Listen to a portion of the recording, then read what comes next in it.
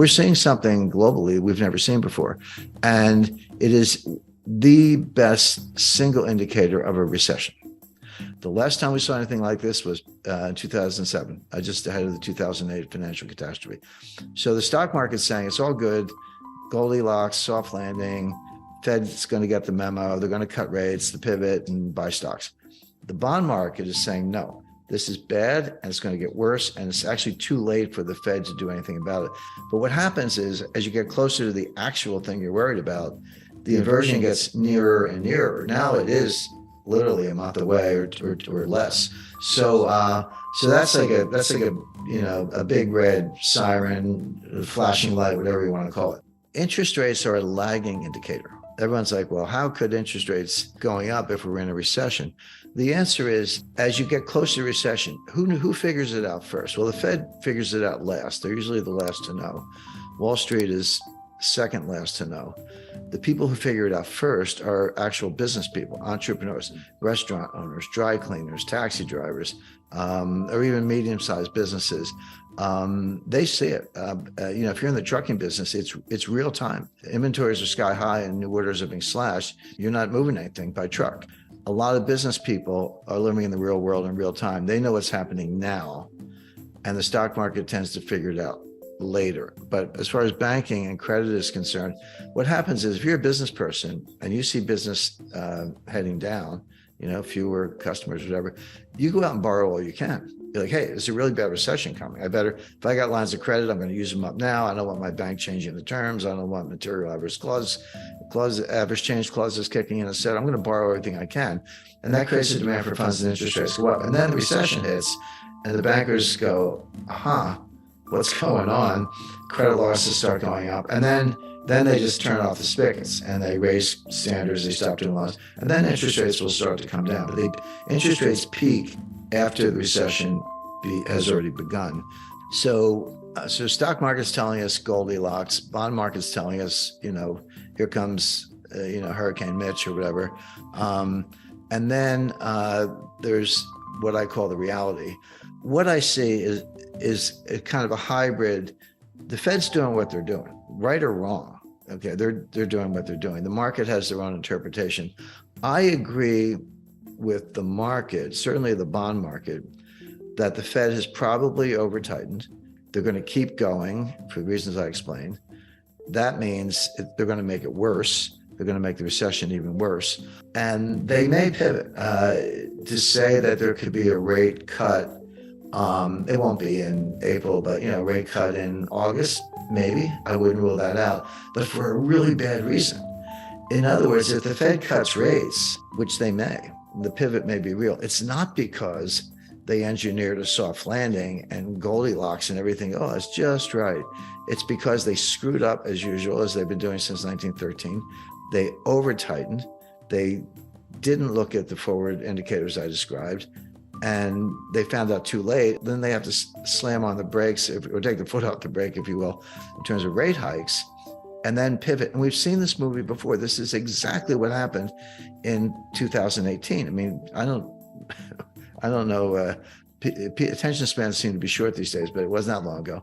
Go back and look at a chart, any stock index chart from October 1st, 2018 to December 24th, 2018, less than 3 months. The stock market dropped 20%. I mean, it's like 19.9 or something on the Dow, so maybe not technically a bear market, but yeah, what's the difference? It dropped 20%, culminating in the Christmas Eve massacre, December 24th, 2018, when it dropped, I think NASDAQ dropped like 3% in one day. Now, here's the point. The Fed was tightening into that collapse. The Fed tightened on December 16th, 2018, only like 8 days before the Christmas Eve massacre, and after most of the 20% collapse had already happened. They tightened one last time. So what it shows you is that when the Fed's on a mission, they actually don't care about the stock market, this whole, Bernanke put and Greenspan put and all that. That's not how it works. They don't care that much about the stock market level. Here's what they do care about. They care about disorderly markets. And that's the key word. It's not, if stocks are going down, but it's, kind of a little, 0.5% a day, 1% a day, trending down, lower highs, lower lows, trending down. The Fed doesn't care about that. They're not going to bail out the stock market. They do care if it's disorderly. When was it disorderly? Well, March 2020, at the worst part of the pandemic. It dropped like 30% in like 2 or 3 weeks. The fall of 2008, I mean, it was like somebody opened a trap door. The Fed does care about that because that kind of disorderly behavior can feed on itself and end up in a 1929 type scenario. So the Fed will get the memo, as I put it, stop raising rates and begin cuts when the markets are disorderly, but not just because they're going down. So there may be a pivot, in late August, or July thereabouts, but not because of Goldilocks, but because it's not a soft landing, it's a crash landing. But real quick, I guess, let's stick on the recession just for 1 second, because there's the, bad recessions generally come along with a lot of job losses. Do you see, given that this recession could be worse than most are expecting right now, there being, wide-scale layoffs of the sort we've seen in some of the bad previous recessions, like 08, like 01? The answer is yes. First of all, we're seeing it already. I don't match the company the exact number, but layoffs on order of magnitude 10,000 to 20,000 terminated employees at Google, Amazon, Facebook, and other tech names. It affects other sectors as well, but tech in particular has engaged in a massive series of layoffs. And so people go, well, wait a second, how come it hasn't shown up in the unemployment numbers? Because the unemployment rate is it's around 3.5, 3.6 on the exact number. It's right in that neighborhood, 3.5, 3.6. We haven't seen that level of unemployment, that low, that is, since the 1960s. This isn't like, a good year or a good day. This is the lowest since the 1960s. And the Fed is absolutely looking at that. You're right about that, Adam. And they're saying, and of course, they believe in the Phillips curve, which is junk science. But the Phillips curve, for those who are not familiar, says there's an inverse relationship between unemployment and inflation. So if unemployment is high, inflation is low. And if unemployment comes down, inflation goes up. And so if you want to get inflation down, you should expect to bring unemployment up. That's what the Fed believes. What I just said is nonsense. It's not true. It's junk. But the Fed believes it. Again, it doesn't matter what I think. It matters what the Fed thinks. So you got to put yourself in their minds to figure it out. So as far as they're concerned, those kind of unemployment numbers, lowest since the 1960s, that's inflationary. They got to get those numbers up. Now, here's what the Fed is missing, or maybe everybody's missing. When you hear these layoff announcements, people are like, well, if they're laying off, why isn't the unemployment rate going up? Unemployment lags the business cycle. Unemployment is a lagging indicator.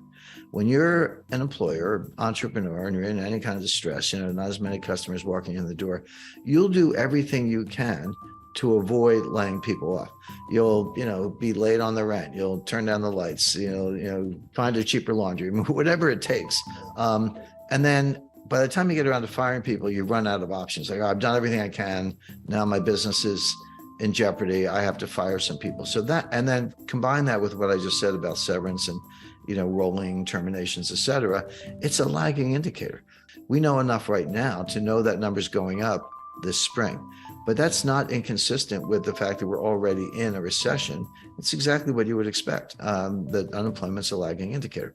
Now, having said that, what else is the Fed missing? Well, wages are up 5% on an annualized basis, 5.2% on an annualized basis. I'm like, yeah, and inflation's 7% or 6%. So your real wage just went down 1 or 2 points.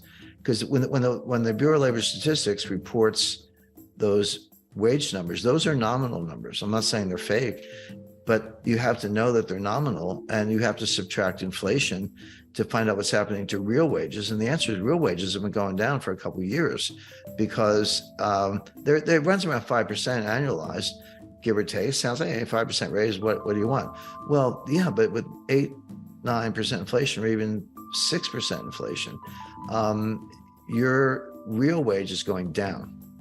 So that's not a robust number at all. The Fed, by the way, the Fed wants to make it worse. The Fed agrees that those wage gains are too high. But my point is, in real terms, they're actually going down, but the Fed wants them to go down more. That would be one way to put it. If you get inflation down and wages are constant, then the real wage goes up relative to where it was before. But if you're unemployed, you have no wage. So that's another issue. Now, what the Fed is missing, and it's a long list, but there's something called the labor force participation rate. Now, the labor force participation rate, you just take the number of people working divided by the total working age population. It's all you do. It's not sophisticated. And that number today is around 61%, 61.2, give or take, percent.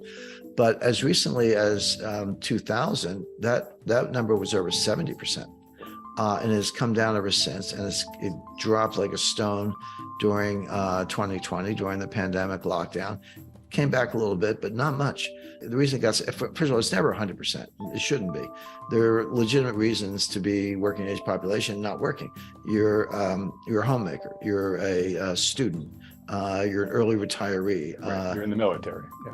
You're in the There's a bunch of perfectly good reasons. So it's never 100%, not even close. But 70 is pretty high and 60 is pretty low. And the trend has been down. So that leaves, relative to kind of a normalized number, that leaves about 8 to 10 million people between the ages of 25 and 54 who are not in the workforce. There's a big untapped labor pool. But if you took that group and threw it into the unemployment numbers, the way the Bureau of Labor Statistics calculates it, unemployment would be about 9%. And that's the depression level of unemployment.